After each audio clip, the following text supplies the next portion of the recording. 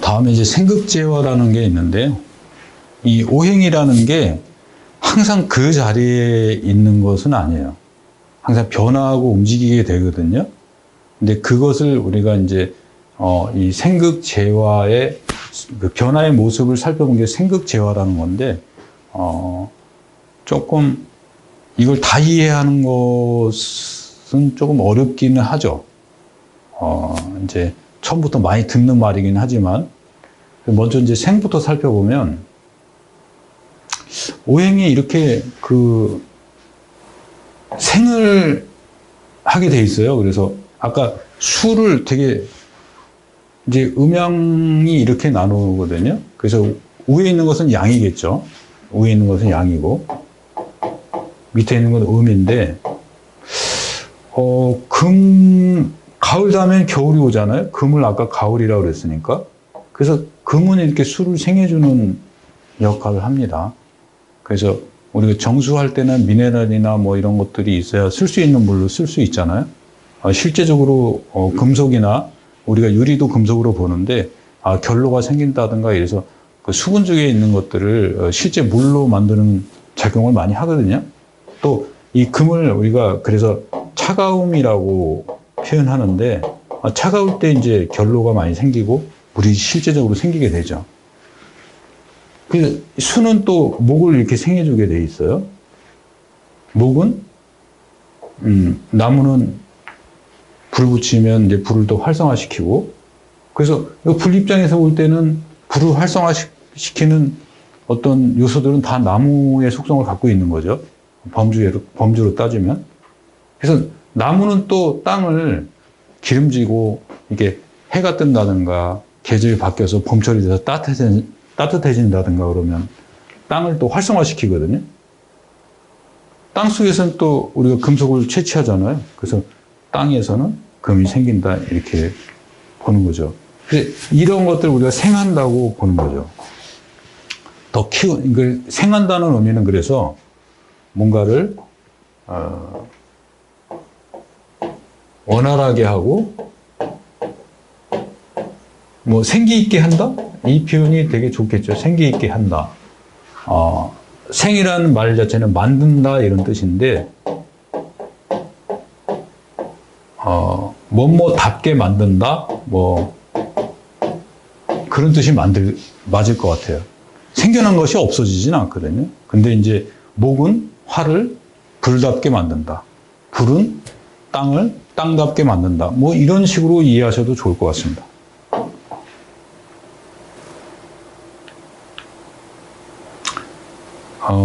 생하는 힘이 약하면 보조한다 이렇게 되어 있는데 이건 이제 생의 작용적인 면을 한번 살펴본 거예요. 그래서 이렇게 생을 하는데 화가 이렇게 토를 생을 하는데 이 화의 힘이 되게 약해요. 약하면 실제적으로 땅답게 만들지 못하고 땅을 이렇게 덥게 만들어야 봄 기운이 오면서 나무들이 쑥쑥 자라는데 그러지 못하고 조금 없는 것보단 나으나 이게 주체로서 화가 적극적으로 이렇게 땅을 해주지는 못한다는 뜻이죠. 그러니까 보조한다. 생하는 힘이 강하면 지배하려 한다. 그러니까 뭐 누군가가 이렇게 원조나 도움을 많이 주면 그 사람의 삶을 지배하려고 하잖아요. 그래서 우리 부모님으로 보면 아버지가 많이 이렇게 그 대단한 분이라서 자식을 잘 그 조건을 좋게 키우면 아버지가 원하는 대로 어떤 자식의 삶을 끌고 가려고 그러고 어머니가 대단한 분이라 한다면 어머니가 이렇게 뭐 자식이 커서 취업을 했는데도 직장일까지 관여하고 막 이런 식으로 한다든가 그래서 너무 이렇게 그 지원해 주거나 도와주는 힘이 강하면 그걸 이제 지배하려고 하니까 그게 오히려 도와주는 것이 좋지 않다 이렇게 보는 거죠. 생하는 힘이 강하면 생이 조가 된다 이렇게 돼 있는데 요거는 조금 어려운 개념이라,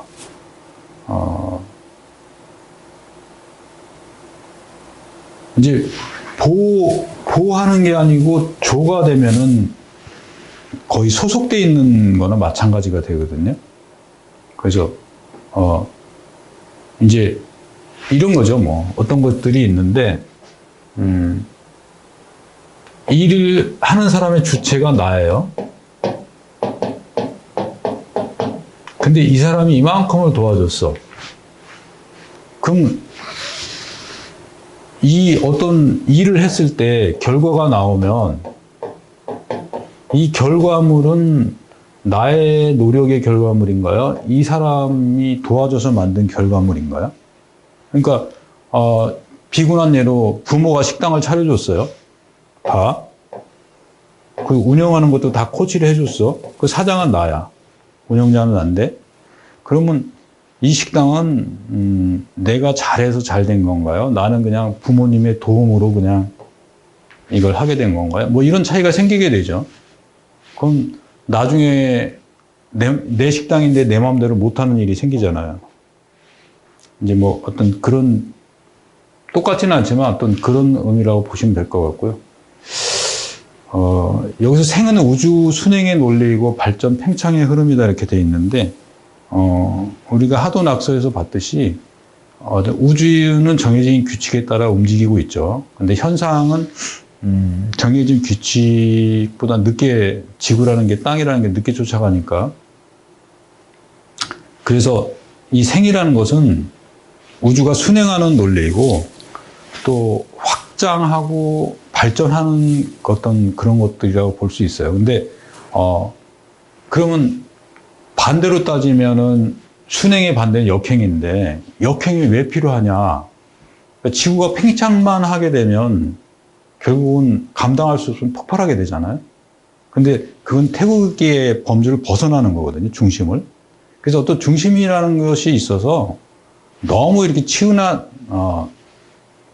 벗어나거나 너무 지나치거나 이런 것을 억제하는 기준이 꼭 필요한 겁니다. 그래서 너무 뛰어난 사람들이 한두 명 있어야지, 너무 많으면 그 사회가 혼란스러워지듯이 이것도 우주도 이렇게 순행의 논리가 있고 반대로 팽창하는 것들을, 필요 없는 것들을 또 다시 정리해서 역행으로 정리하는 것들이 꼭 필요하거든요.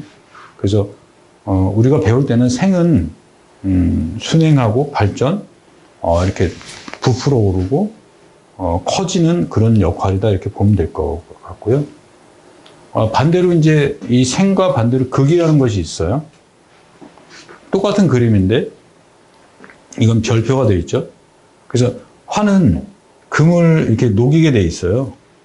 이걸 화극금한다 이렇게 얘기하는데, 화는 금을 녹이게 되어 있고 금속은 나무를 다듬고 제압하게 되어 있죠. 그래서 이게 계절로 따지면 가을에는 이 봄 기운의 나무가 수축하게 되어 있죠. 근데 이 나무는 또 땅을 제압하거든요. 그래서 땅이 그냥 날뛰지 못하도록 그 풀이나 나무가 좀 덮어줘야 물도 자리 잡을 수 있고, 또 어떤 태양이나 바람, 침식 이런 걸로부터 좀 안정받을 수 있거든요. 흙은 또 물을 조절하고 제압하게 돼 있어요. 그래서 우리가 가장 크게 물 관리를 하는 방법 중에 하나가 토목공사 중에 댐 공사를 하잖아요. 댐. 또 수로 공사를 하죠. 그것들은 뭐냐면 명칭은 댐이고 수로지만 결국 흙을 통해서, 땅을 통해서 뭔가 물기를 만들고 저장하는 것들을 만드는 것을 말하죠. 물은 당연히 또 불을 끄게 돼 있죠. 이게 이제 그 극인데, 아까 이제 생이 팽창하는 거라면 극은 억제하는 거죠. 근데 생각해 보세요. 억제하는 것이 계속 많아지면 점점 쪼그라지고 없어지고 소멸되겠죠. 반대로 생하는 것이 많아지면 팽창돼서 부풀어서 결국은 태극 자체가 소멸되거나 터져 나가겠죠. 그래서 이것들이 서로 이제 조화를 이루는 것을 생극 재화라 하는데요.